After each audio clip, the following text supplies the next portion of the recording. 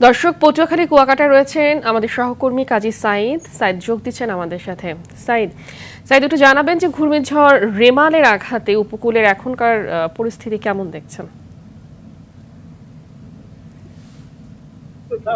হ্যাঁ ফাহমিদা, আপনি যেমনটা জানতে চেয়েছেন, আসলে এখন কিন্তু বৃষ্টি রয়েছে আর প্রচন্ড বাতাস কিন্তু বইছে। আর আমি কিন্তু দাঁড়িয়েছি একটি দোকানের আড়ালে, অর্থাৎ এখানে কিন্তু একটু বাতাস কম, কিন্তু আসলে পর্যাপ্ত বাতাস রয়েছে।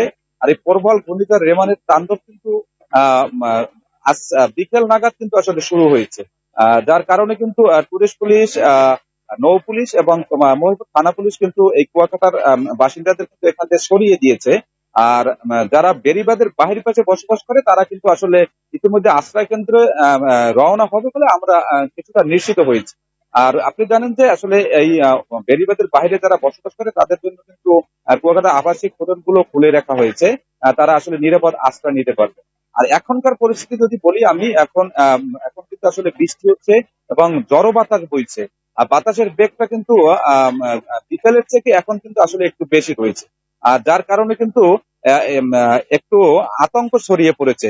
যে বিশেষ করে কলাপাড়া উপজেলার লালুয়াতে এবং নিজামপুরে দুইটি বেড়িবাঁধ অরক্ষিত রয়েছে। এই বেড়িবাঁধ এলাকার মানুষের মধ্যে আতঙ্ক রয়েছে। আরেকটি বিষয় জানিয়ে রাখি, সেটি হচ্ছে আজকে কিন্তু বন এবং ফুপুকে রক্ষা করতে গিয়ে লতাচাপড়ি দুলাশারি ইউনিয়নের শরীফ 24 নামের একটি যুবক কিন্তু মারা গিয়েছে।